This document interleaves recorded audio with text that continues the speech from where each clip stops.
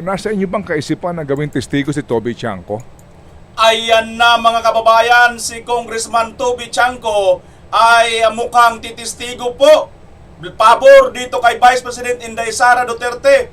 Panoorin po natin ito mga kababayan. Looking after the programs that benefit Visayans. Kaya habang atat ang mga kaalyado ng Pangulo na ma-impeach si Duterte, naniniwala si Navotas Congressman Toby Tiangco na mas mainam kung hayaan na lang siyang tumakbo sa pagkapangulo sa 2028. Maging totoo tayo sa lahat ng sinasabi. Alam ko, madami ayaw kay VP Sara. Madami takot kay VP Sara na maging presidente. Pero we cannot impose our fear or our will on her kasi may bumoto sa kanya eh. Di ba hindi natin patakbuhin sa eleksyon? Tapos magdesisyon yung tao, di ba? Nauna nang sinabi ni Marcos na exceptional na politiko at maalam sa ekonomiya ang susunod na magiging Pangulo ng Pilipinas. Ayan na mga kababayan, nako, si Congressman Toby Chanco ay mukhang magiging testigo. Pabor dito kay Vice President Inday Sara Duterte. Ano etets mga kababayan? Samantala, sa kabilang banda naman, itong si Luistro ay nagpalipad hangin. Kilala niyo si Luistro mga kababayan? Ito lang naman yung abogada na congresswoman, no? Na di umano, chairman ng Committee on Justice. Ibig sabihin, ng Committee on Justice, una kang sumusunod sa justice or hustisya. Ngunit, ito po ay inamin niya, harap-harapan, tinago po niya ang kanyang wanted na asawa. Bilang isang Committee on Justice, mayroon bang hustisya? Sumusunod ka ba sa tamang hustisya? Congresswoman kagalang-galang na Luistro? At ito mga kababayan, may palipad hangin ito na di umano. Mukhang magre-resign daw si Vice President Inday Sara Duterte. Pakinggan natin. Bueno, ngayon po ay pag-uusapan natin dito yung naging pahayag ng ating mahusay na kongresista mula sa Batangas Province. Walang iba kundi si Congresswoman Luistro na siya ngayon nakasalukuyan chairperson ng Justice Committee sa House of Representatives. So pag-uusapan natin dito yung resignation, yung possible resignation ni Vice President Sara Duterte at ang jurisdictional wall sa impeachment.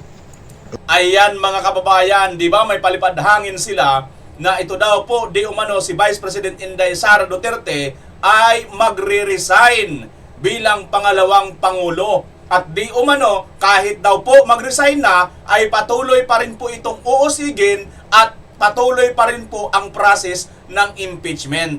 Mga kababayan, talaga naman kung isa kang loyalista nga, pinklawan, dilawan, na kumakain ng tae at suka, pasintabi sa mga kumakain, abay masarap sa pandinig.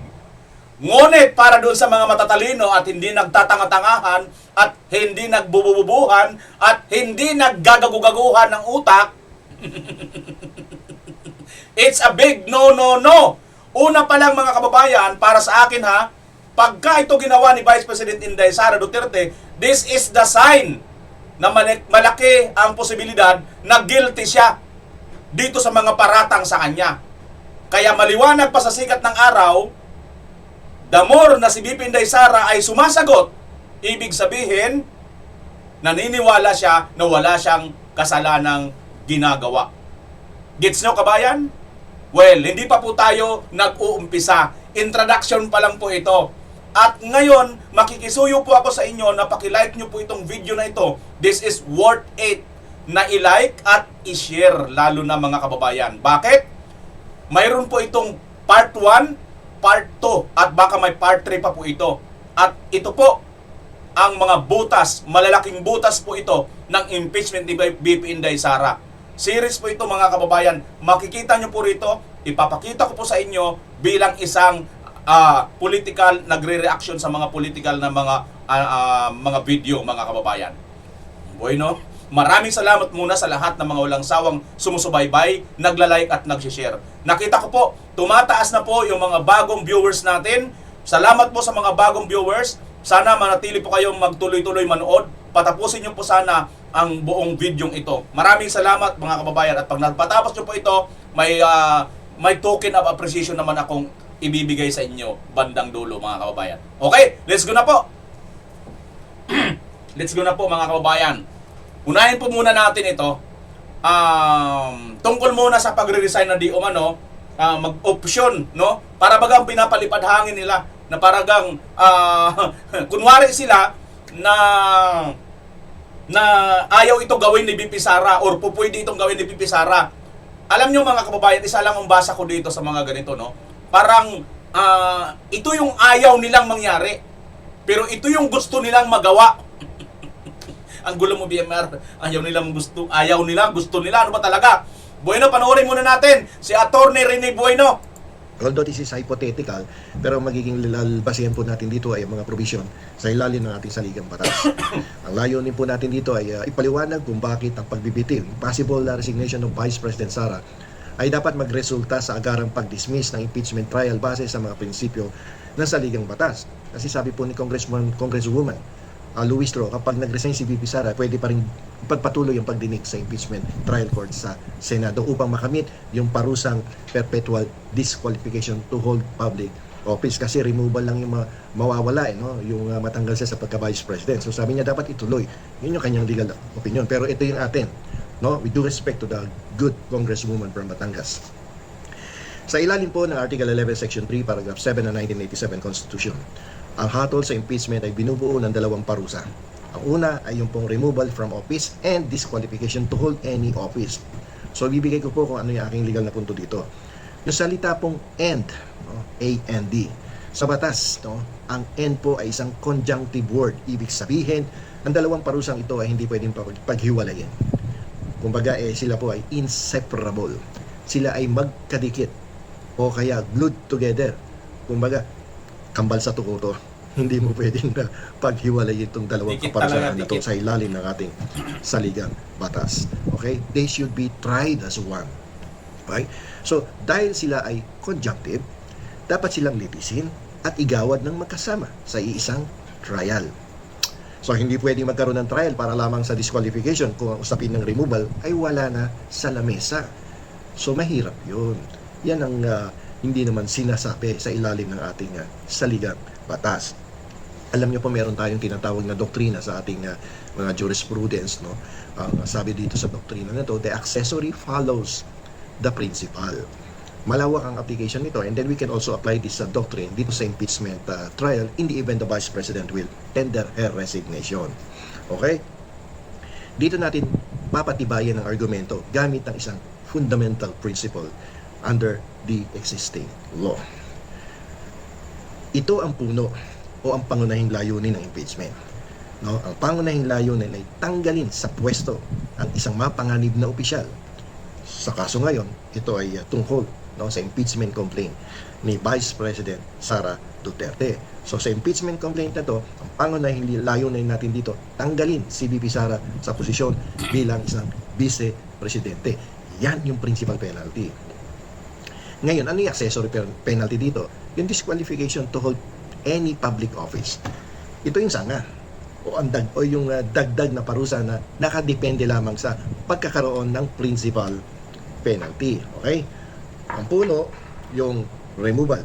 Ang sanga, perpetual disqualification. Ganito po ang application niyan. Kung susundin natin yung doktrina. The accessory always follows the principal.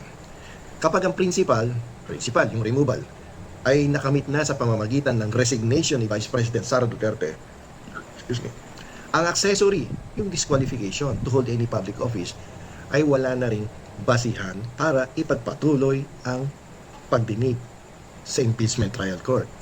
Hindi pwedeng mabuhay ang sanga kung wala na ang puno. Dahil naging moot na ang removal, dapat na ring mamatay ang usapin ng disqualification sa impeachment court. Okay, bukod dyan sa doktrina na yan, meron din tayong isa pang argumento dyan. Ito po mga hypothetical situation itong pinag-uusapan natin dito, but everything will be based on the provisions of the Constitution.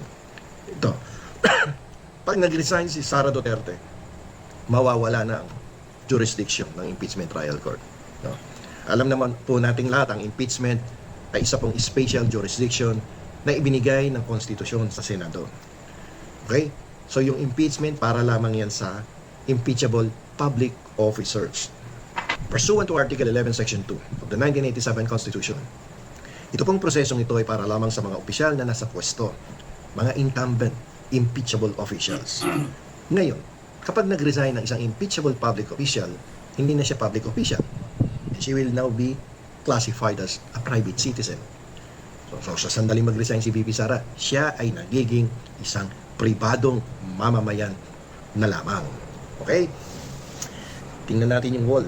Diba? Excuse me. Ang Senado bilang isang impeachment court ay wala pong kapangyarihan. The Senate as an impeachment court has no jurisdiction to try a private citizen. Walang karapatan ng Senado na litisin ng isang pribadong mamamayan. Ang pagpapatuloy ng trial ay magiging unconstitutional dahil lumalampas na ito sa limitadong kapangyarihang ibinigay ng Article 11 of the 1987 Constitution. Okay? So, ilan na yung argumento natin? Tatlo na yon. So, yan yung mga posibleng mangyari dyan. So, mga panyeros at mga kumpanyeras na nanonood, sumusubaybay dito sa aking YouTube channel, malinaw po ang ating legal na pagsusuri. Ang impeachment po ay hindi isang only trial. Hindi pwedeng maging only rise yan. No? Ito po ay may hangganan. Dahil ang salitang ginamit sa konstitusyon ay end. Ang removal at disqualification ay isang parang package deal. Diba? So, parang kasal yan ng isang lalaki at ng isang babae. And inseparable. You cannot separate these two persons unless nagkaroon ka ng divorce or annulment of marriage. Parang dito din. Palitan mo muna yung konstitusyon. Kasi sinasabi ng konstitusyon, inseparable yan eh. Kung ang opisyal ay nagbitiw na, ang principal penalty, yung removal, ay nitupad na ng pusa. At dahil ang accessory follows the principal, wala ng legal na anchor ang Senado para ituloy ang disqualification. Ngayon, higit sa lahat, ang Senado ay hindi korte para sa mga pribadong mamamayan. Ang pagbibitiw ni VP Sara ay isang legal checkmate na nagtatapos sa jurisdiction ng impeachment court. Kung may pananagutan man ang Vice Presidente, hayaan natin ang mga regular trial courts ang humusga sa kanya bilang isang ordinary citizen. So yan po ang ating legal na opinion with due respect to the Congresswoman and Chair of the Committee on Justice dyan po sa mababang kapulungan. Ito palitan lang na opinion to. At wala tayong pinapanigan dito, lilinawin ko. Wala tayong pinapanigan politiko dito. Hindi po tayo pro Duterte, hindi po tayo pro BBM, no? At pag pinag-uusapan ng batas, doon po tayo kumakampi sa batas. Bagamat tayo po ay sumusuporta sa mga programang pinatutupad ng Administrasyong Ferdinand Marcos Jr. Dahil dyan mga kababayan, si Attorney Rene Bueno ay napakarami po ang nag-comment at nag-bash sa kanya dito. Ito talaga mga aanga-anga ng mga loyalista, no? Mga pintae, palibasa tae ang laman ng utak. Sorry ha, pasintabi sa words ha. Palibasa kasi mga ebak ang laman ng mga utak nitong mga ito. Binas ba naman tong abogado na napakahusay, napakaganda ng paliwanag ni Attorney Bueno dito no? Hindi siya pro DDS, hindi rin siya pro BBM. Bagamat sumusuporta siya sa mga programa ng admin. Nandyan po siya sa batas. Napakaganda ng paliwanag ni Attorney Rene Bueno. Naintindihan ko po. Nang ibig sabihin, ang principal, ang main objective talaga dito, tanggalin si Vice President Sara Duterte sa posisyon. Ibig sabihin, pag nag-resign siya, tanggal na siya. So ano pa ang kailangan dun sa impeachment? Wala na. Ito hindi naintindihan ng mga hunghang, ng mga loyalista nga. Palibasa tanga, ginawa na nilang vitamins ang katangahan. Sayang ang wrinkles. Marami na siguro mga wrinkles dyan. Masyado na silang mga stress. Mga kababayan. Anyway, ito lang po ang aral dito. Ang punto ko dito, kaya ko po, hindi na ininterrupt si Attorney Rene Bueno. Kasi nga, ipinakita ko po dito kung gaano po ka-neutral itong abogado na ito. Kaya sumasaludo po ako sa iyo, Attorney Rene Bueno. Sana balang araw magkita rin tayo at makausap po kayo. Gustong-gusto ko yung mga paliwanag niya. Hindi ka makakaramdam ng bias, no? kundi doon siya sa batas, kung ano talaga yung nasa saad sa batas, mga kababayan. Ang ganda eh. Di ba? So ito, ang main komento ko lang dito kasi napaliwanag naman ni Atty. Rene Bueno, saywar lang po. Gumagamit po ngayon ng saywar tactic itong mga kampo na kalaban ni BP Inday Sara to create kumbaga parang siguro baka iniisip nila kung magpalabas sila ng mga ganito, nasa saywar nila si BP Sara na baka mataranta, di ba?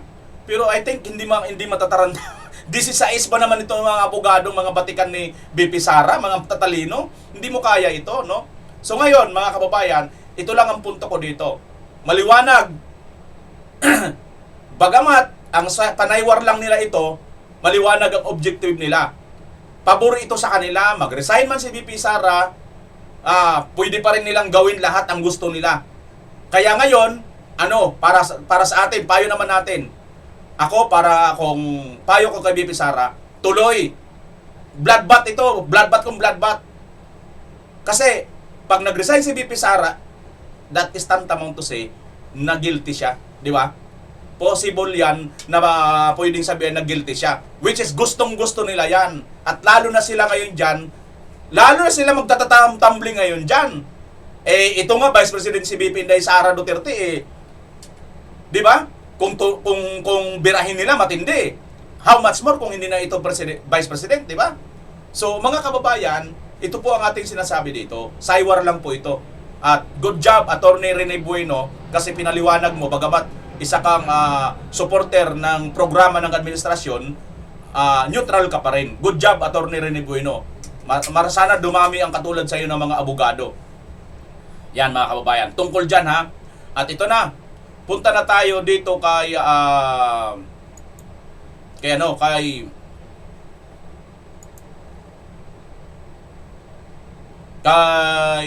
Attorney Powa. Ito naman yung tagapagsalita ni BP Inday Sara. Kaso nga lang, tatabon natin kasi nagka-copyright po ito, mga kababayan, kay Ted Filon, ano? Pakinggan natin tungkol dito ito sa impeachment kay BP Sara. Mga kababayan, pakishare nyo po ito. Maniwala po kayo, napaka-importante po nitong malaman po ng lahat. Dahil ito po yung malaking butas. Part 1 pa lang po ito, may part 2 po tayo rito, nakahanda na po ang part 2. Kaya ko kailangan na i-part 1, part 2 ito kasi nga para ma-absorb po natin kung ano po ang atin pong dapat malaman dito sa video na ito. Magandang umaga, Miss Chacha, at magandang umaga rin, Manong Ted. Good morning. Good morning po. Sir, siguro simulan muna natin, Attorney Michael, ang sinasabi po kasi kanina kasama namin dito si Rep. Jervy Luistro, hindi na nga po, para po ba sa inyo, ano po ba ang pinaka-importanting punto sana muna na gustong maiparating po ng inyong legal counsel dito sa komite? Kasi tila iba po yung sinasabi nila sa sinasabi din po ng legal defense ni VP Sara. Opo, doon po sa aming naging consolidated answer at kautelam, no? Ang talagang major point na gusto nating mailabas dyan o mailahad dyan ay yung kawalan ng ultimate facts, no? Yung sinasabi natin na the complainants failed to allege ultimate facts that constitute yung impeachable offenses na ipinaparatang nila sa ating Vice Presidente. Nako, yung ultimate facts kasi medyo technical talaga, no? Kung sa parang legal jargon, kumbaga. Pero para ma-explain natin yan, ang sinasabi po kasi natin is doon sa kanilang naging mga complaints, kung babasahin natin, at least sa aming pananaw, wala po kasi yung mga essential facts para masabi mo na may mga maling nagawa ang ating Vice Presidente that will be considered impeachable offenses. For example, nagsabi po sila sa isang complaint that the Vice President committed the crime of plunder. Sa crime po ng plunder, meron po kasi mga elements yan. Unang-una, public officer siya. Pangalawa, that because of a series or a combination of overt acts, no, or acts or omissions, nakapag-amass, accumulate, acquire siya ng ill-gotten wealth. Ngayon, sige na, nandiyan na tayo, talaga namang public officer siya.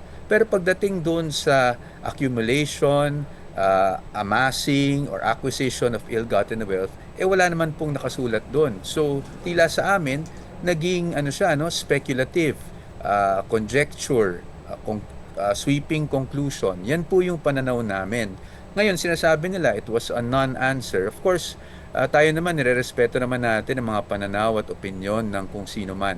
Pero sa atin, doon talaga tayo nanggagaling na anong gusto mong sagutin namin doon sa complaint. Kung ang sinasabi nyo ay gumastos siya ng confidential funds, hindi naman krimen yun. Kung ang sinasabi nyo ay ang mga kahit yung infamous na Mary Grace Piatos na parati nilang pinaulit-ulit, no?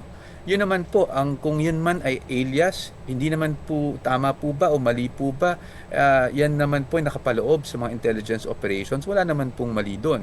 Ngayon sinasabi mo, kinubra niya yung pera. Paano niya kinubra yung pera? Wala pong facts na na-allege ukol doon. So, that in itself is a conclusion.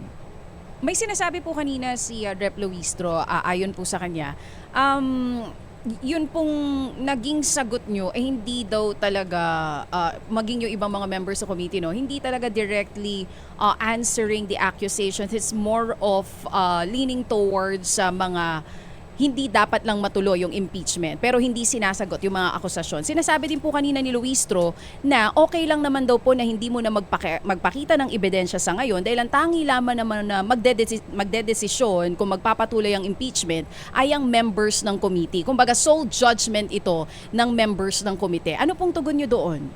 Opo. Tama po na talagang sole members ang magiging kumbaga magde-decide kung ito ay iaakyat sa Senado, no? At even in fact kung ibibigay ito sa plenary para magkaroon ng botohan kung iaakyat o itatransmit as articles of impeachment sa Senado. So sa amin naman po, ang talagang punto lang namin doon sa aming naging consolidated answer ad cautelam is wala kaming masasagot dahil ang mga nakapaloob doon ay puro bawang konklusyon lang, no? Pawang haka-haka. Yung mga acts na sinasabi nyo na ginawa niya, for example, the SALN, sinasabi nila biglang nagkaroon ng ill-gotten wealth dahil merong SALN. Parang hindi po namin makita yung logical connection doon. Dahil may binakita kang SALN, bigla na lang lumaki daw yung SALN at biglang may conclusion of law na ill-gotten wealth yun. So doon lang naman po talaga kami nanggagaling. Nauna na po kasing idineklara na sufficient in substance, sufficient in form, at ngayon na sufficient in grounds para magpatuloy ito pong impeachment ni VP Sara. But still, yun nga, sinasabi po ng inyong hanay na hindi talaga ito dapat na magpatuloy. Pero attorney, dire-diretso na po ito sa March 25, I think, will be the first hearing. Ano na po ang susunod na hakbang ng kampo ninyo?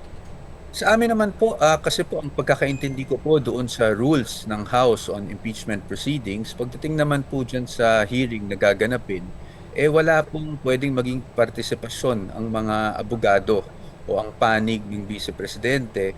And so far as pag nagkaroon ng witness, hindi naman po kami pwede mag-cross-examine to test the credibility of these witnesses, no? So, ang pwede lang mag-cross-examine as far as I understand from the rules ay mga members mismo ng Justice Committee. So ang magagawa na lang po natin dito ay talagang i-monitor yung developments at to ensure that at every stage of these proceedings, protektado ang karapatan ng ating Vice Presidente. Pero kung sakali, Attorney Michael, na ipapatawag po kayo doon, maging yung iba si VP Sara, is she willing to go doon po sa mga susunod na hearings na gagawin itong Kamara? Sa akin naman po, if you were asking about me, no, as a witness, wala naman pong problema. Ngayon, bilang abogado, I think wala namang point na pumunta pa ako doon bilang abogado dahil I think nasabi na rin ng ating kagalang-galang na chairperson na the duty of the lawyers there or the participation of the lawyers there would only be to assist yung kanilang client, which is the Vice President. Ngayon, pagdating kay Vice Presidente, hindi pa namin napag-uusapan ng masusi yung itong bagay ng pag-attend niya ng mga hearings. But definitely, kung mag-attend man siya o hindi, this will be based on the advice of counsel. Titingnan natin kung may advantage pa na mag-attend o hindi dahil nga hindi naman pwedeng kami mismo ang magtanong to test the credibility ng mga witnesses na represent ng mga complainants. Kasi Attorney Michael, kaya ko yan natanong kasi di ba po nagsampa kayo ng kaso kay Madriaga. Kasi kung sakali man mangyari ito na ipapatawag kayo ng Kamara, may mga accusations po kasi si VP Sara na si Madriaga kasama halimbawa dun sa Kidnap for Ransom Group, kung maipapatawag kayo, at least may explain nyo, maipapakita nyo po yung mga ebidensya na hawak ninyo. Ano po sa tingin natin dyan? Ang problema po kasi namin doon is kung ipapatawag man si Mr. Madriaga, Ang tanong, pwede ba kaming magtanong kay Mr. Madriaga? Hindi rin naman, hindi ba? That under the rules, bawal kami mag-cross-examine. So, it's a bit one-sided to be blunt about it, no? So, I don't see the point, really. But again, that is just my personal opinion Yes. on this matter, no? I will have to talk to the Vice President regarding that. So you feel, Attorney Michael, that it will not be fair? Kung sakali man ito, I don't magdira-diretso want na. to say that it will not be fair because ang disposition ko parati even from my earlier interviews kahit noon pa ay let's always give our lawmakers the benefit of the doubt at that they will do their functions in accordance with their conscience and kung sa constituents nila, no. But again, kung ganun ang sinasabi ko lang is kung ang rules ay nagsasabi na ang Teka muna ha, rasyonan ko muna ito mga kababayan. Sabi ni let us give a benefit of the doubt. Ako po wala pa akong doubt. May doubt po ako doon kay Luistro. Kasi po siya, nagtago po siya ng wanted na asawa niya, sir, Attorney Powa. Kaya may doubt po ako sa kanya kung may karapatan ba siyang mamuno diyan sa Justice Committee. Di ba mga kababayan? At ito na po pala. Ito na yung aking binabanggit sa inyo na importante po ninyo mapakinggan. Na magigay nyo po sa bidyong ito kung bakit po natin nasabi na malaking butas po dito sa video na ito or malaking butas po sa impeachment ni Vice President Inday Sara Duterte Part 1, no? Ito po ngayon ay si Kong Toby Chanco ay magiging witness ni VP Sara at ito nga VP Sara magre-resign at yung malaking butas mga kababayan, ito po yun. Dati nang mag-file si VP Inday Sara Duterte ng perjury case dyan kay Ramil Madriaga, para bagang hindi natin napansin kung ano yung significant. Siguro yung mga matatalino at may mga alam sa batas, lalo na mga abogado, alam na nila kung saan tutungo at bakit nag-file si Vice President Sara Duterte ng perjury case laban dito kay Madriaga. Kamakailan lang, di ba mga kababayan, si Madriaga finailan ni Vice President Sara Duterte ng perjury case, di ba? Well, mamaya ano ko sa inyo kung bakit mga kababayan nag-file si Vice President Inday Sara, ano ang significant dito kung bakit sila nag-file ng perjury case. Ituloy muna natin saglit ha. Ituloy muna natin to. Basta take note muna natin yung kahalagahan, significant. Despite na alam po ng marami, no, yung perjury case, hindi naman sa pangmaliit, parang maliit lang ito na kaso. Mga kababayan, maliit lang po ito na kaso, na ito po ay legit na kaso. Ha? Criminal case din to, di ba? Itong perjury case. Tuloy natin. May pagkakakulong to panig ng Vice Presidente, meaning us being her defense counsels, cannot test the credibility of these witnesses that they will be presenting because we cannot cross-examine. Ano pa po ang magiging partisipasyon natin doon, hindi ba? Opo,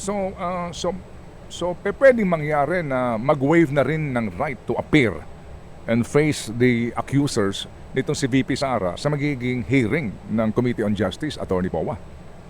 Manong Ted, I have to be candid about it. That is a possibility, pero ayoko magsabi ng anything definite because as the proceedings go, if things develop, kung natingin namin kailangan niya mag-appear, papayuhan namin siyang mag-appear. Opo. Doon po sa pagkakataong yon na kaninyo haharap si VP Sara, pero hindi naman siya papayagan siguro na mag-cross-examine ng mga testigo laban sa kanya. Kayo mga abogado, bubulong lang sa inyong kliyente. Kumbaga po, kung sa panig po ng sabi nga ni Chairman Luistro, para itong fiscal muna, di ba? Pag-establish po ng probable cause eventually, parang hindi nga lumalabas na even playing field. Di ba? Basically sa yung pag-analisa. Yeah, well, sa totoo bilang abogado, syempre po, pag tayo po ay nasa preliminary investigation, hindi naman po talaga nagko-cross-examine ng mga abogado. Although, pwede nating idaan ang tanong natin sa mismong fiscal or sa prosecutor. Well, dito, hindi po gano'n. No? Dito kasi, only the committee members can ask. So, yun nga po talaga, I would tend to agree. Parang ano ba ang advantage kung pupunta si ang Vice Presidente doon?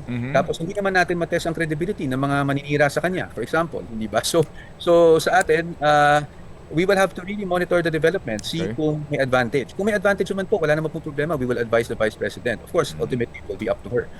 But sa atin, sa ngayon, syempre, we are concerned with protecting the rights of the Vice President. Yun po ang trabaho namin bilang abogado. But Manong Ted, ko lang, nasabi nyo kasi na, and I agree with the Honorable Chairperson, na parang preliminary investigation ang mangyayari sa harap ng piskal. Pero tandaan natin, in the determination of probable cause, ano bang ginagawa ng mga prosecutor o mga piskal? Hindi ba they are confined to the four corners of the complaint and attached pieces of evidence? So dapat doon maging basehan. Ngayon, kung overwhelming yung evidence, edi madaling mag-determine ng probable cause. But, we're hearing all these statements about issuance of subpoena and all that.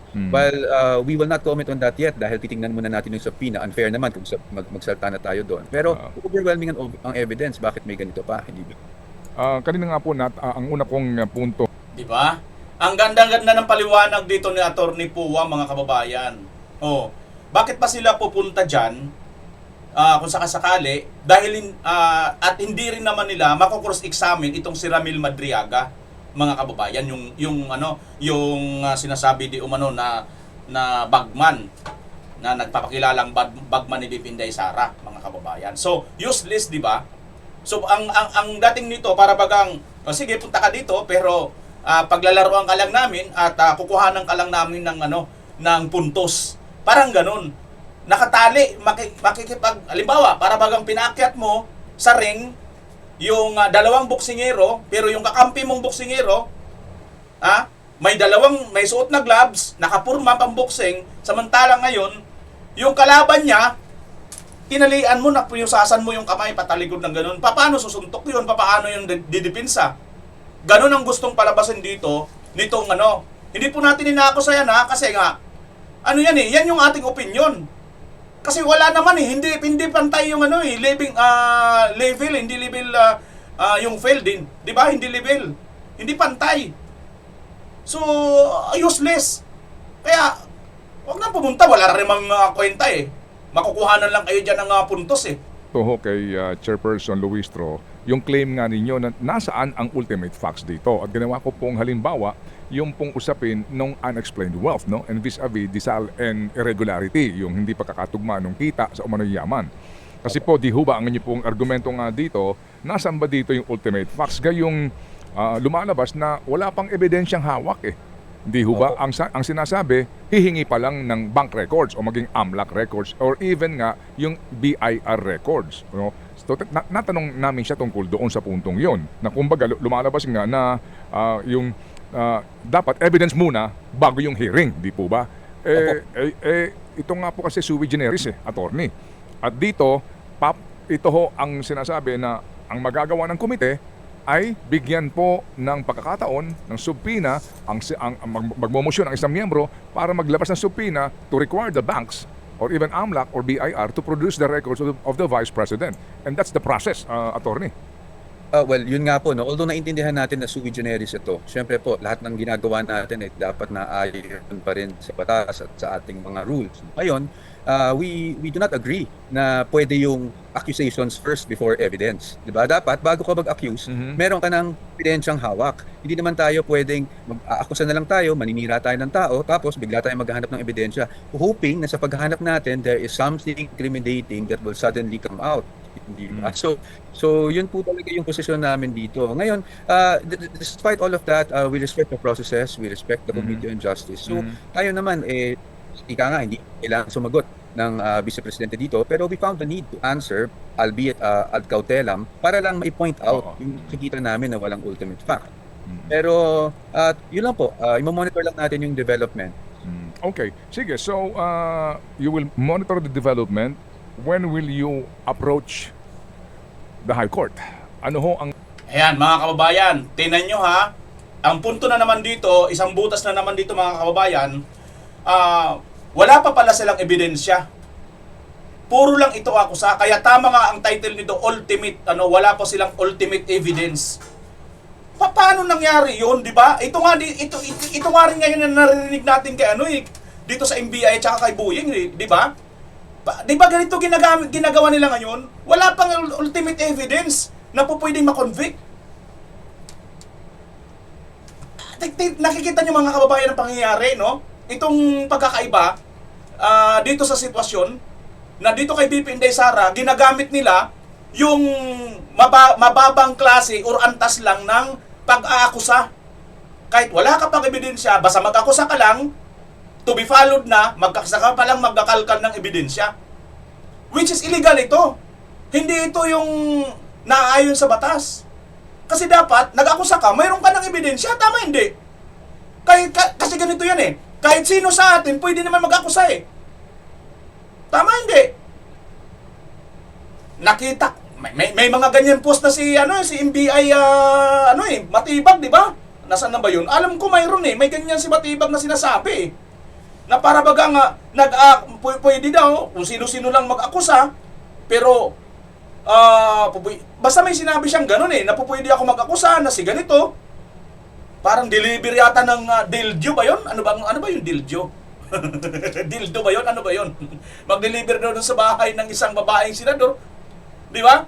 Ayoko lang pangalanan ha, pero mayroong post na ganun. O pwede naman mag-akusa, di ba? Parang ganito rin yun. Nag-aakusa lang sila, to be follow yung ebidensya, saka pa lang sila maghanap. Mali yun.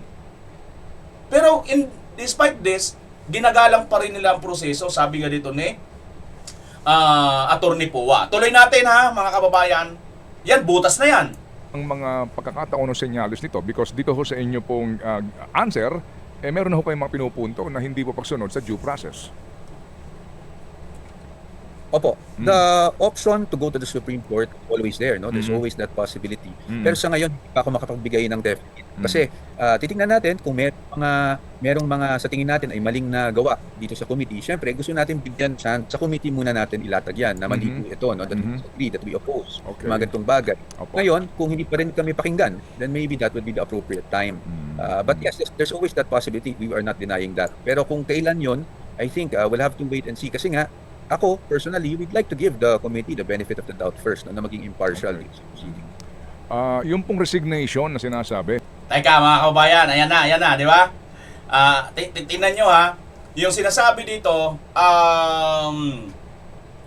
ang pinupunto dito ni Kung Tin Pailon at saka yung Congress daw, di umano, bakit para bagang ang dating parang may pananakot pa, no, na sasampa kayo akit kayo sa Supreme Court. Bakit ba Bakit ba allergic kayo? Part of the process ito eh. Part of the process ito eh. Di ba? Karapatan ng akusado, karapatan ni BP Inday Sara na tumakbo sa Supreme Court kung nakikita niya na hindi ninyo sinusunod yung mga tamang procedures ng impeachment at ang legality nito. Karapatan niya yun. Kahit sino man siguro sa inyo eh. Kahit sa inyo gawin yun, karapatan nyo rin yun pumunta sa Supreme Court. Tama, hindi? Bakit ba parang tila allergic kayo dito? O yan, isang butas po yan mga kababayan. O, dyan pa lang allergy sila, di ba? O, ito, tuloy natin. kasi nga napag-usapan niya, sinagot po ni Chairman, na kahit na mag-resign siya, mukhang itutuloy ito kung gugustuhin po ng majority ng mga members. Ano ho ba yung resignation aspect na ito sa panig po ng Vice Presidente para humatigil na ito and then hindi humantong eventually nga sa usaping political na ang decision dito sa kahantungan ng kanyang impeachment? Opo, yung punto po ng resignation ay hindi namin napag-uusapan ng Vice Presidente, no? Because ang Vice Presidente natin, sa pagkakakilala ko sa kanya at sa mga naging pag-uusap namin, ang inisip niya parati ay yung 32 million na mga kababayan natin na bumoto sa kanya. So yung resignation, that's really not on the table at this point. Hindi namin napag-uusapan po talaga yan. So tayo, kumbaga, kung ito man ay hahantong sa Senado, lalaban lang po tayo doon at papakita natin na talagang baseless itong mga nireklamo laban sa kanya. Hindi ho ba sabi nga maghaharap ng ebidensya ang mga complainants and then yung ilang pong kongresista na naging endorser ng complaints. Kayo ho ba maghaharap din kayo, di ba, ng inyong ebidensya, testigo, supposed to be? Sa ngayon, hindi ko pa po masasabi dahil nga ang tingin ko napakahirap naman magharap ng aming testigo tapos we cannot direct or cross-examine we cannot direct yung testigo namin at hindi namin ma-cross-examine yung testigo ng kabila. So sa ngayon, we'll have to really look into that. No? Tingnan muna natin kung ano ang takbo ng mga hearings. Nasa inyo bang kaisipan na gawing testigo si Toby Chanco? Pabor sa Vice Presidente? Hindi pa po namin napag-uusapan. Wala po kami napag-uusapan na ganyan, sir. Pero narinig niyo po siya sa kanyang pahayag ngayon, bagamat unang pinapangalanan, pero mabigat yun. Teka mga kababayan, tigil muna tayo ha. Kita nyo na, no? sinasabi ni Luistro, di ba, na kahit daw mag-resign na si VP Inday Sara, ituloy pa rin nila ang impeachment. O nauna na natin na reaksyonan, di ba, kay Atty. Rene Bueno. Wala na 'yun. Wala na kayong karapatan na impeach pa kasi ngayon nga yung puno nga eh. Hindi na pwede magpatuloy mabuhay ang sanga kung patay na yung puno. Ganun 'yon. Para mabilisan na lang na paliwanag, di ba? So, ang sagot dito ni Atty. Pua, tuloy. Diretso tayo sa antayin na lang namin kung makakarating sa Senado di doon. Di ba? Yun, diretso na lang wala nang inumpisahan nyo na ito, di tuloy na natin. Na itong impeachment proceedings ay nahahaluan po ngayon ng mga deals umano para pumabor sa impeachment ang ilang miyembro ng komite o maging kamara dahil doon sa mga pending case nila sa flood control scandal. Opo, narinig na rin na po natin yung mga balita na yan, pero katulad ng sinasabi po namin na we are opposing yung mga speculations na nilagay nila sa impeachment complaints nila, I myself and the defense team would not also want to speculate kung totoo o mali o hindi totoo yun. So, in fairness to our government officials, medyo unfair naman siguro kung pati kami mag-speculate rin sa mga ganung bagay. Okay. Oo, yan ang sagot ni Atty. Michael Powa. Ang husay ni Atty. Michael Powa sumagot, mga kababayan, sabi nga dito ni Ted Filon, kinukonsideran nyo ba na maging witness itong si Congressman Toby Chanco dahil nga po dito sa mga bagong development ngayon na lumalabas at mabigat yun, no? Yung mga akusasyon tungkol dito sa mga mali-malita, di ba? Sabi ni Atty. Pua, parang napakaganda ng kanyang sagot, Hindi natin pwede mag-speculate, kumbaga parang huwag natin pakialaman sila, may iba silang usapin, no? Parang ganun ang dating eh. Tingnan niyo mga kababayan ulit, ang ganda nitong porsyon na to. Itong eventually nga sa usaping political na ang decision dito sa kahantungan ng kanyang impeachment. Opo, yung punto po ng resignation ay hindi namin napag-uusapan ng Vice Presidente. No? Because ang Vice Presidente natin, sa pagkakakilala ko sa kanya at sa mga naging pag-uusap namin, ang inisip niya parati ay yung 32 million na mga kababayan natin na bumoto sa kanya.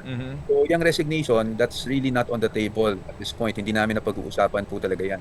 So tayo, kumbaga, kung ito man ay hahantong sa Senado, lalaban lang po tayo doon at papakita natin na talagang baseless itong mga nireklamo laban sa kanya. 32 million ang bumoto versus 50 lang mahigit na mga hororable. 'Di ba mga kababayan, yung mga hororable talaga, no?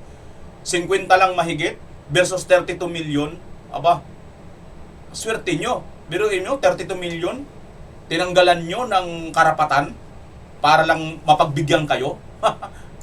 Hindi ho ba sabi nga maghaharap ng ebidensya ang mga complainants and then yung ilang doon ang kabila. So sa ngayon we'll have to really look into that, no. Tingnan muna natin kung ano ang takbo ng mga hearings.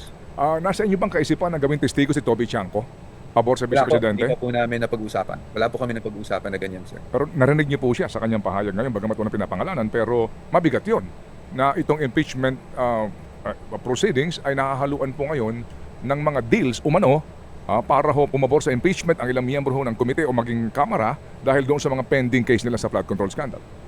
Yan mga kababayan, yun ang mabigat dyan. May mga pending case sila sa flood control scandal, itong iba't ibang mga kongresista, plus yung iba dyan mga kababayan, di umano ay tumanggap ng mga mali-malitang pera na galing sa kaban ng bayan. Kaya mga kababayan, napaka-political lang po itong impeachment process na ginagawa nila. Na ayaw nang nilang tanggalin, nagkukunyari silang legal process. Pero ang totoo, dinadaan talaga nila ito sa politika. Kaya wala po tayo mahihita dito. Mabuti na lang, matalino, magaling ang ating Vice President at kayang-kaya niyang labanan itong mga ito. At eto na mga kababayan, yung butas nitong bago natin puntuhan pa isang butas dito mga kababayan. Ito muna. Kasi si Congressman Toby Chanco kinukonsiderang witness, karapat-dapat nga ba, no? Pabor kay BP Sara, pero hindi daw kinukonsidera nila BP Sara to, no? Wala pa sa kanilang isip yan. Pakinggan natin si Kung Toby. Diba? Nag-aaral na ako ng isang bill similar to that to give, kung maaalis sa isipan ko, yung tinanong ni Bernard na posible na baka gamitin yan. Kung gagamitin o hindi, wala akong ebidensya. tignan natin after after ng botohan doon sa impeachment. Teka, pahingin ng tubig lang.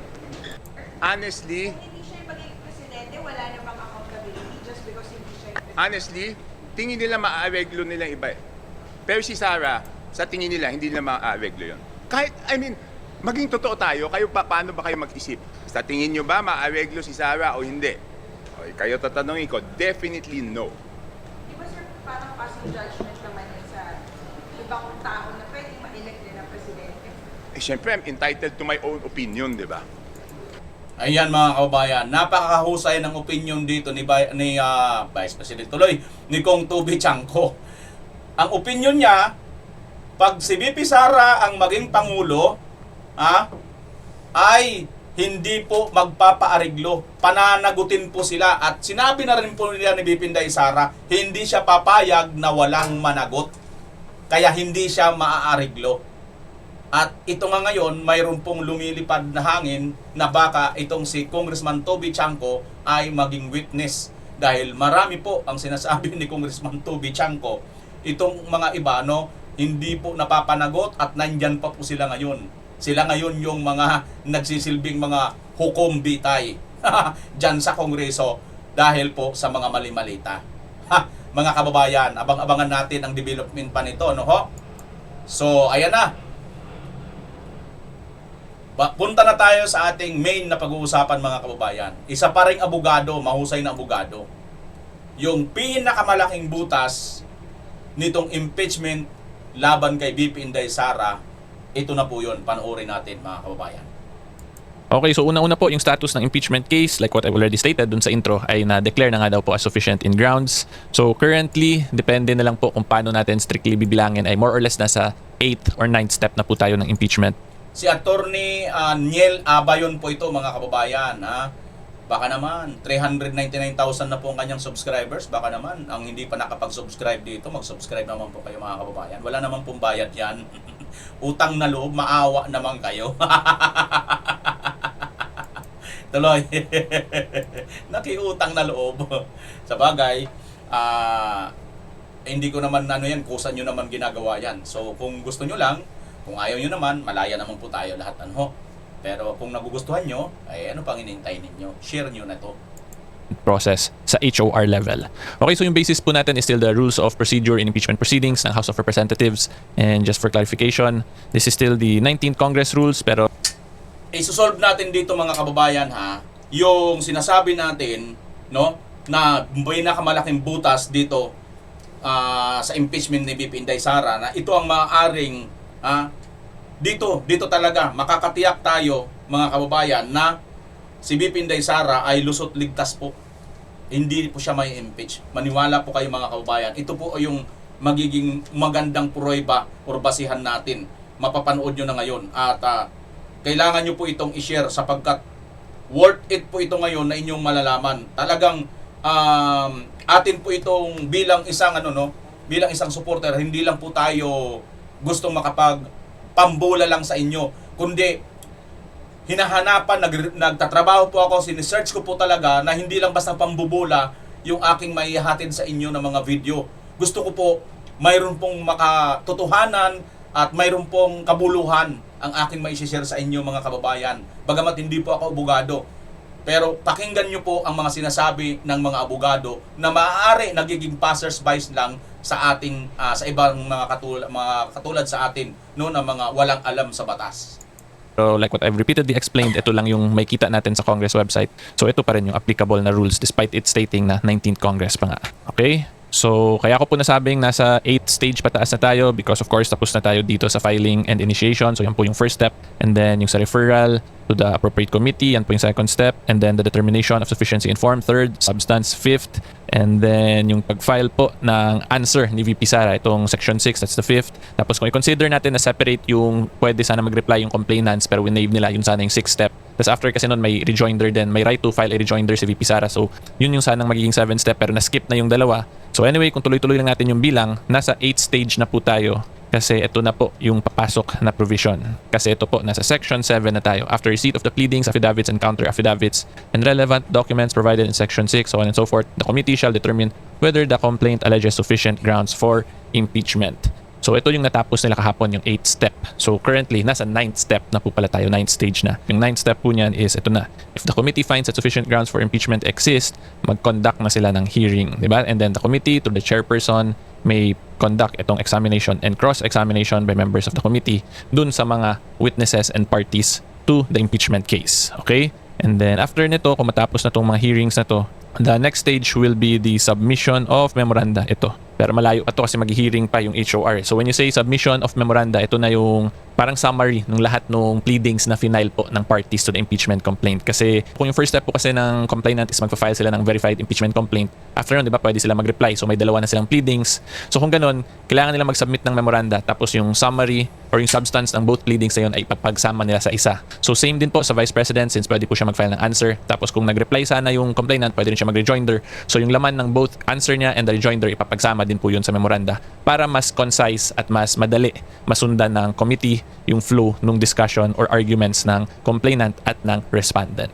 Okay, pero again, malayo pa po tayo kasi nandito pa lang tayo sa mag-conduct pa ng hearing. And if I'm not mistaken, yung first hearing set nito ng HOR, Committee on Justice, will be on March 25. Okay, so yan po yung next step na yung hearing. So yung interesting na lang pong magandang abangan po ng taong bayan come March 25 ay kung pupunta ba talaga si VP Sara dun sa committee hearing. Kasi pwede po siya i-examine nga nun at i-cross-examine. Pati yung mga witnesses na sinight ng both parties. And then, padaanan ko lang din po kung ano ba ibig sabihin pag sufficient in grounds. So, under the Constitution po kasi we have specific grounds lang na pwede gamitin for an impeachment case. So, ang nangyari lang, dinetermine ngayon ng House of Representatives Committee on Justice na may sapat na mga grounds na yon para pwede or posibleng ma-impeach si VP Sara as an impeachable officer. So, it is in a sense po just a reiteration na sapat yung mga pinrovide as grounds for impeachment in relation to the constitutional requirements of grounds for impeachment.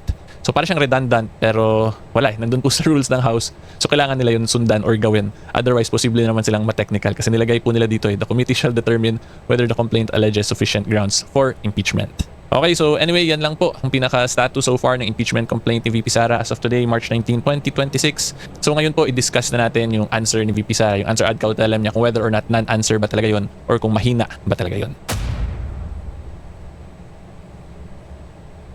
So una po gusto ko lang din klaruhin for complete transparency is that wala po akong copy ng actual answer ad cautelum ni Vice President Sara Duterte. So ang magiging basehan po ng discussion natin is a copy na nakuha ko lang or nakita ko from the internet dito po sa Facebook page na ang name ay Dare to Ask. Okay, so meron po itong 252,000 followers. So despite it not being an official copy, tingin ko naman ay legitimate to because number one po itong page na Dare to Ask is a Duterte supporter po ito na page. So kung Duterte supporter po siya, ang tingin ko naman po ay hindi siya magpapakalat ng fake documents or fake news kasi kung gagawin niya po yan ay posible pong masira yung sinusuportahan niyang political candidate.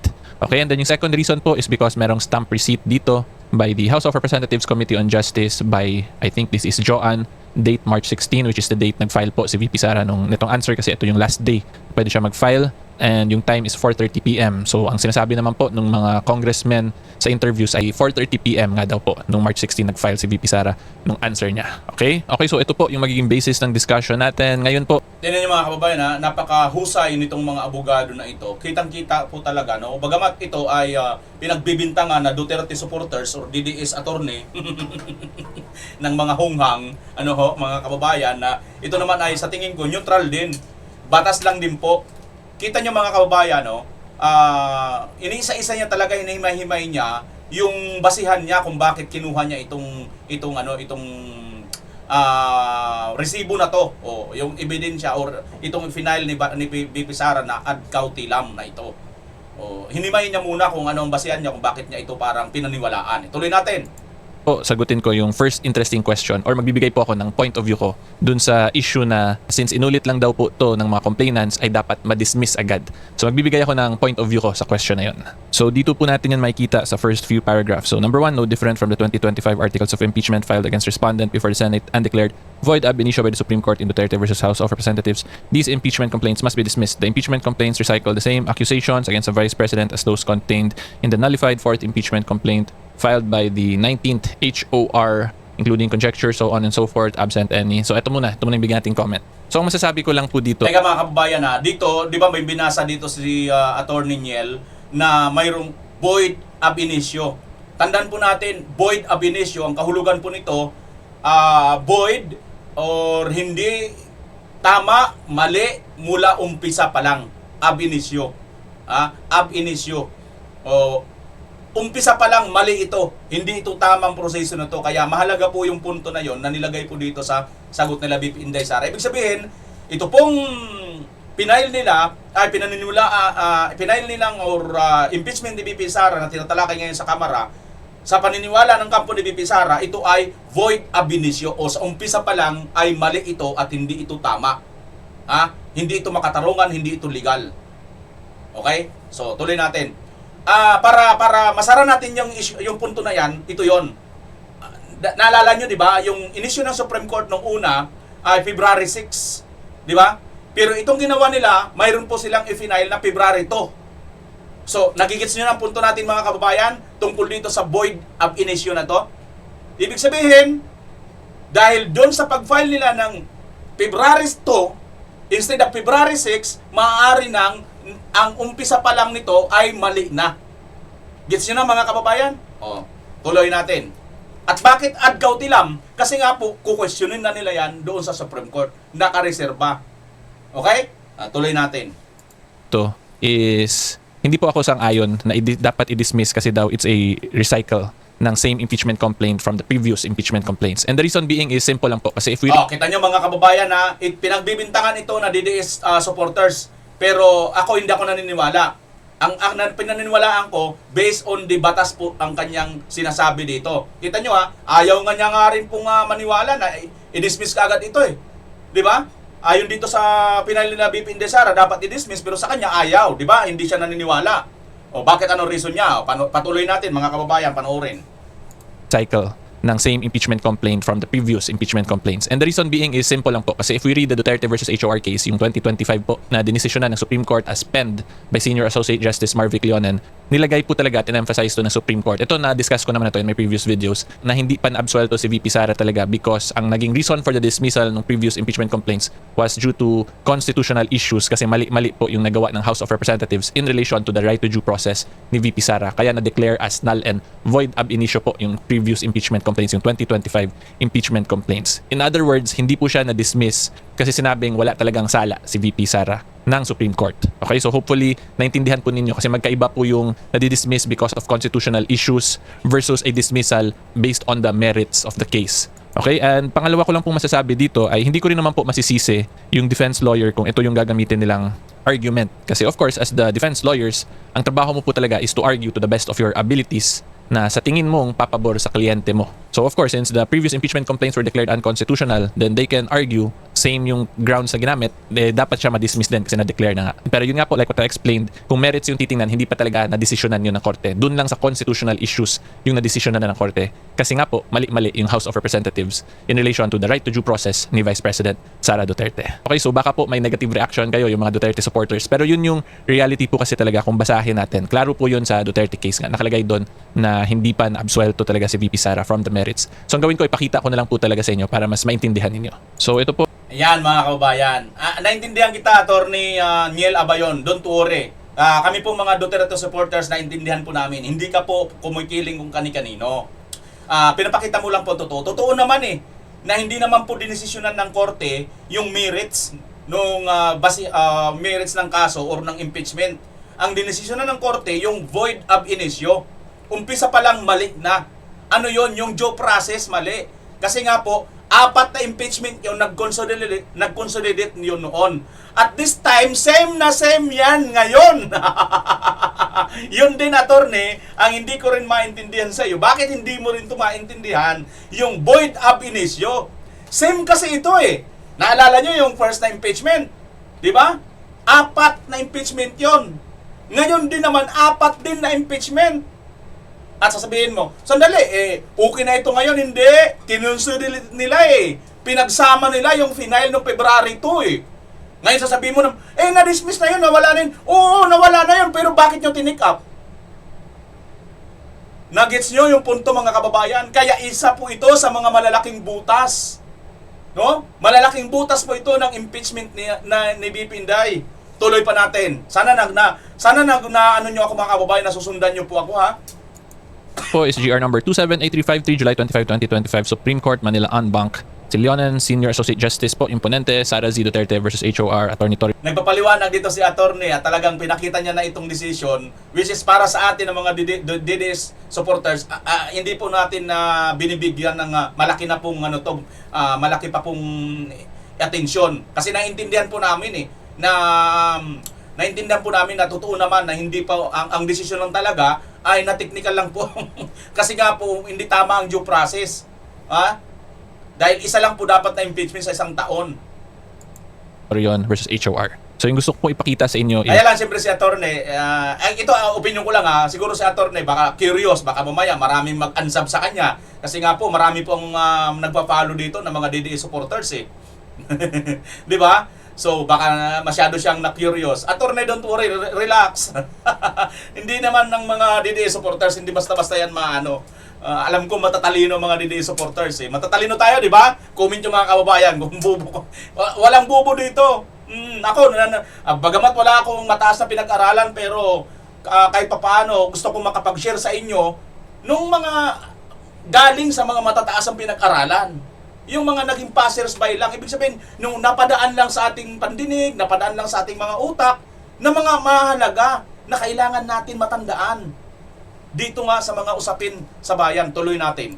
is this one. Our ruling does not absolve Petitioner Duterte from any of the charges. Any ruling on the charges against her can only be accomplished through another impeachment process followed by trial and conviction by the Senate. So ito po na-explain ko na nga in my old videos na nilagyan talaga ng note na ganito ng Supreme Court para mas madali pong maintindihan ng taong bayan. Kasi kung kami po ang mga lawyers ay hindi na to kailangan talaga because if you look at the substance of this decision, this touched on more on the right to due process and not on the substance or merits of the case. Pero for easier understanding po for the taong bayan ay nilagay talaga to ng Supreme Court. Okay, so yan lang po ang masasabi ko as to that issue. Ngayon po, i-discuss naman natin yung mga defenses na ni-raise ni VP Sara and kung whether or not mahina ba talaga or hindi talaga answer or walang laman tong answer ni VP Sara.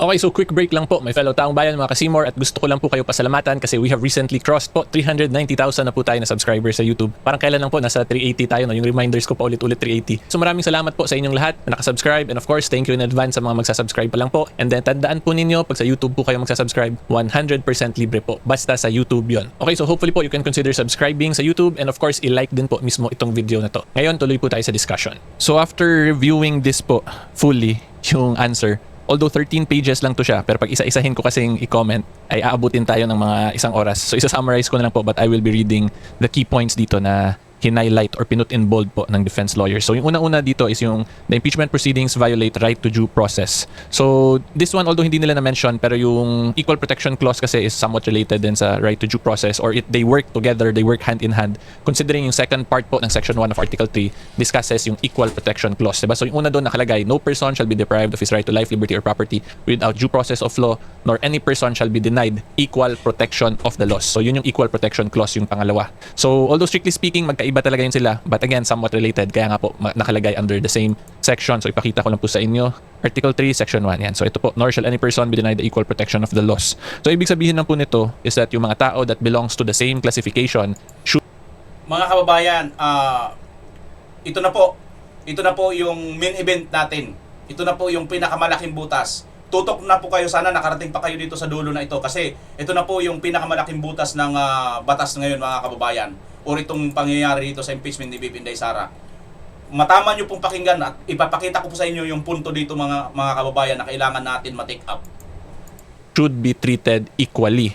So dito po sa impeachment case, ang classification ng mga taong involved ay tinatawag na impeachable officers. Diba? There are specific individuals na pwede lang ma-impeach: the President, Vice President, members of the Constitutional Commissions, and the Supreme Court Justices, and the Ombudsman. Okay, so very specific class po yan sila of individuals or public servants. So in other words, yung application dapat ng rules of procedure ng House of Representatives or yung proceedings ng House of Representatives in relation to the impeachment process ay dapat parehas kahit na sinong impeachable officer pa yan. May it be the President, Vice President, or the members ng constitutional commissions kasi hindi po tinitingnan yung specific title ng office nila, kung hindi yung classification lang nila as an impeachable officer. Okay? So hopefully naintindihan po ninyo, medyo naging technical tayo pero yun po talaga yung parang pinakamadali na way na ma-explain ko yun eh. 'Di ba? Again, yung individuals who belong to the same class na impeachable officers, dapat same treatment po sila. So hindi Mga kababayan, naintindihan ko po ang sinasabi ni Atty. Niel Abayon dito. Si VP Inday Sara at saka si Pangulong Marcos ay parehas po silang ini-impeach. So, ngayon, dapat parehas din po ang kanilang treatment. Yun po ang gustong ipahiwatig dito ni Atty. Niel Abayon. At napaka-importante po nito mga kababayan. Tuloy natin si Atty. di nila nilagay yun dito, but again, yung equal protection works hand in hand naman with the right to due process. So I'm assuming more or less yun yung gusto i-point out dito ng defense lawyers ni VP Sara. Okay, so dito po nag-discuss yan sila and they gave a comparison kung paano na-treat yung impeachment proceedings ng complaints against PBBM President Bongbong versus yung kay VP Sara. So ito, basahin nyo na lang po kung gusto nyo mabasa. Again, this is from Dare to Ask. Ayan na mga kababayan, yung tungkol kay Marcos Jr. Ito na. Wag na pa kayong kukurap. Bakit nabanggit dito sa sagot nila VP Inday Sara itong kay Marcos Jr. at inumpisahan nga sa diba dapat equal protection, equal pagtrato ng batas. So yung isa pong in-explain nila dito is that yung isang basis as an impeachable offense is yung confidential fund issue. So ang sinabi po nila dito, currently pending pa po yung confidential fund case na yon kasi nag-appeal pa si VP Sara. In other words, wala pa pong finality as to the decision kung meron ba talagang misuse or maling paggamit si VP Sara ng confidential fund. Diba? And then lastly, ito nilagay din nila, any ruling of the COA would in any event remain subject to final judicial review by the Supreme Court. So yun nga po, currently nasa COA pa naka-appeal, tapos kung ano man yung maging decision ng COA, may it be favorable or not favorable to VP Sara, meron pa siyang right to review sa Supreme Court. Okay, and then yung next din po dito, yung tungkol kay Ramil Madriaga, minention din po nila na currently pending din yun sa isang perjury case na final po ni VP Sara sa prosecutor of Taguig City.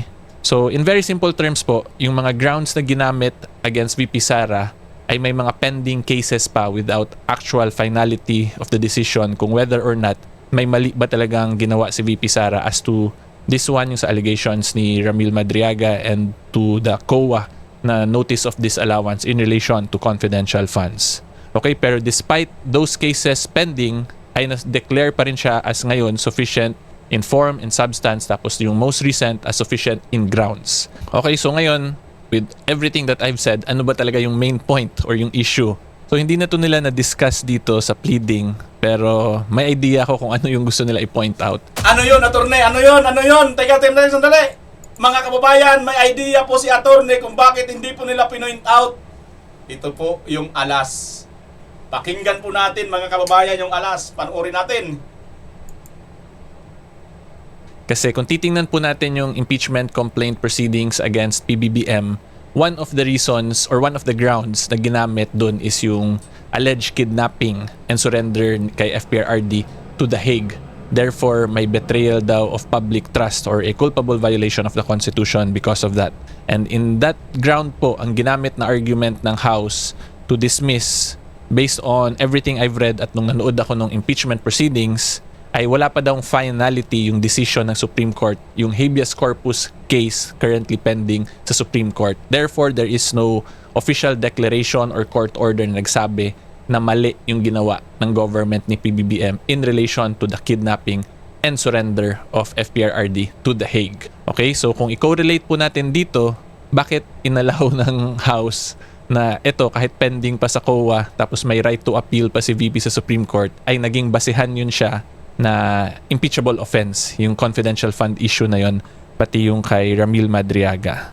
Diba? And like dito po, kung makita nyo sa paragraph 29, ang sinabi talaga nila, in addition, Ramil Madriaga's alleged affidavit seems to have been treated as gospel truth despite being equally unauthenticated, inherently credible, or questionable origin, and devoid of any probative value. And also, yun nga po, this is pending in a perjury case. Ito po, yung sa paragraph 32. So, hindi nila to sinabi pero yun yung personal observation ko kasi yun yung gusto nila i-point out na may mga pending pa, wala pang finality pero it was used against VP Sara sa impeachment proceedings. Okay, so ngayon ang next question na lang, sapat ba yun yung ganong argument para mapadismiss ngayon itong impeachment complaint na to based on a violation of the due process as alleged po ng defense ni VP Sara?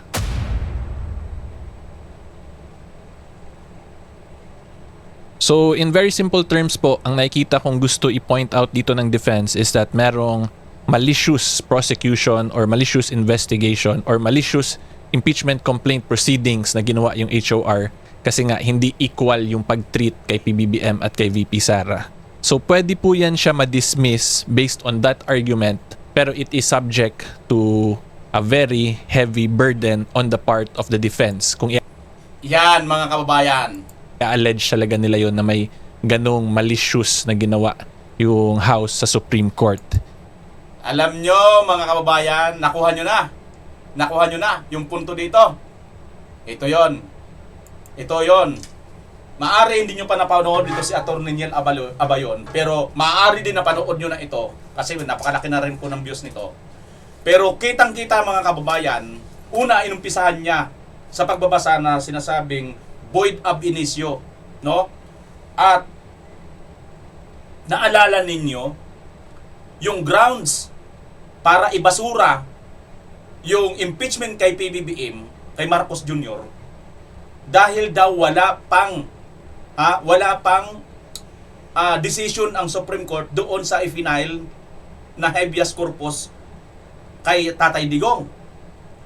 Kasi nga po, mayroon pong kasama doon sa impeachment, yun nga yung pagkidnap kay Tatay Digong. So, ang ginamit ng House para i-dismiss, isa yun. Basihan yun. Wala pa naman eh. Pending pa naman sa Supreme Court eh. Naalala nyo? Paano ngayon ito magko-corroborate dito sa pangyayari kay BP Inday?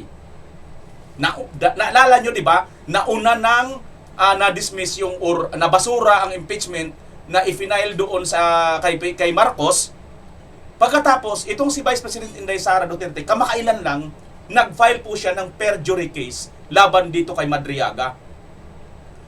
Perjury case. Nang tiningnan ko po ang perjury case, mga kababayan, mayroon po pala itong kahatulan na maaring hanggang mababa lang eh. Hindi naman ganun kataas pala, mga kababayan eh.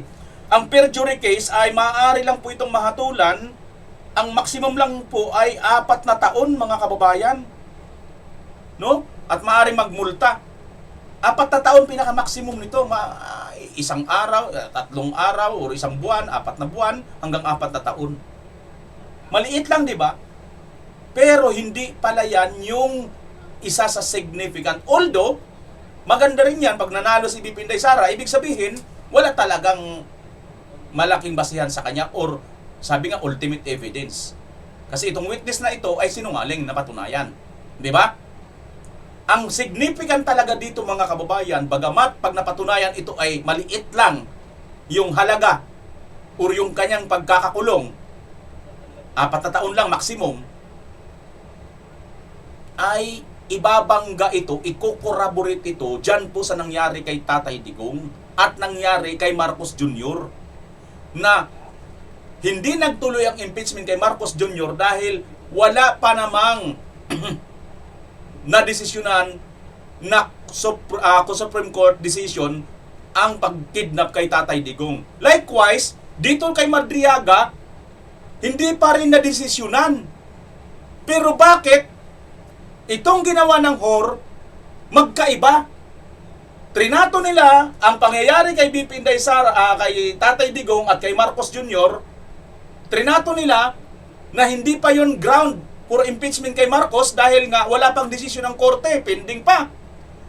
While dito naman kay BP Sara, trinato nila na sufficient na, may basihan ng impeachment, pero hindi pa rin na-desisyonan ang kasong final ni BP Inday Sara. So dito, mga kababayan, makikita mo yung same na pangyayari, pero itong HOR, itong Congress, magkaiba yung ginawa nilang trato. So, lumalabas mga kababayan, aside from doon sa February 2, nag-file na sila, which is tutukoy yon sa void ab initio, mayroon pa sila ritong malicious due process. Dalawa, double standard ang ginawa nila mga kababayan. Kasi kung pagbabasihan ang nauna nilang desisyon, kaya nila binasura ang impeachment laban dito kay Marcos Jr. sapagkat sabi nila, wala pa namang final verdict or decision ng Korte Suprema. Nakabinbin pa ang kaso dito kay Pangulong kay Marcos Jr. or sa habeas corpus kay Tatay Digong. Bakit dito pagdating kay Madriaga na mayroon din namang kaso na nakapending pa rin, wala pang decision sa Supreme Court, bakit naging sufficient na ang grounds? Nagigits nyo mga kababayan? Na-realize natin, ito po yung isa sa napakalaking butas nitong impeachment nila kay Vice President Inday Sara Duterte. Kaya yung palipadhangin nila, mag-resign si VP Inday, saywar na lang nila yun upang, kunyari, mga kababayan, baka malito itong mga kampo ni VP Sara Duterte, mga abogado niya, di ba? Baka sakali. Baka naman biglang sabi siguro baka siguro ang iniisip nito mga ito malay natin, 'di ba? Matakot si VP Inday kasi hindi na siya pwede makatakbo pag talagang ma-impeach siya pero kakaiba naman itong si Luistro, bindalo rin talaga utak nito bindalo rin talaga sa totoo lang. Naanod na siguro ito ng baha ng ayuda ni Martin 'Di ba? Ang utak nito. Bindalo rin talaga Biruin mo yung asawang wanted, itinago niya, aminado siya. Ito mga kababayan, isipin nyo dalawa ang kanilang ginawa dito, iisang kaso, dalawa ang kanilang ginawa. Magkahiwalay pa, contradict talaga. So ano mangyayari dito? Maliwanag sa sikat ng araw mga kababayan. Kaya mayroong ad cautelam kasi papunta yun sa korte. Kaya ang sagot dito ni Atty. Pua ay, hayaan mo na natin. Naniniwala pa rin ako sa impartiality. O ibig sabihin yung patas na pagdinig ni Luistro. Bagamat kaming mga supporter, hindi kami naniniwala kay Luistro. Kasi kung talagang totoong justice ang kanyang pinapatupad, yung asawa niya dapat una niya ng sinurrender. Pinakulong niya dapat. Kasi wanted May warrant Supposed to be, di ba? At mayroon pang aggravating circumstances dahil abogada siya. Supposed to be, alam niya yung batas. Pero, bagamat alam niya yung batas, na dapat sundin niya yung batas, siya pa ang nanguna para sirain, labagin ang batas. Ganito rin ba, Luistro, ang ginagawa mo rito? Kay VP Inday Sara? Sa pamamagitan ng dalawang klaseng treatment mo sa kaso nito? Mga kababayan, mayroon pa po tayong part 2. Hihimayin na po natin ang mga ebidensya kung nasaan po ito. Makikita nyo po sa part 2, kaya itong part 1 na ito, ang haba na pala nito mga kababayan, kaya kailangan natin part 2 Kasi kailangan po natin makita po ito mga kababayan, pasintabi na po Hindi na muna ako mag-shoutout, siguro sa part 2 na lang ako mag-shoutout Sige, mga kababayan, tapusin ko na muna ito. I hope na nakuha nyo po itong ating punto dito. Isa lang, ang punto lang po natin, mayroon pong malaking basihan para ma-dismiss po itong impeachment ni VP Inday Sara. Hindi po sila magtatagumpay dito mga kababayan. Naniniwala po ako sa ating Korte Suprema ng Pilipinas. Maraming salamat, Pilipinas as always. Bye-bye! Grabe, ang haba na talaga.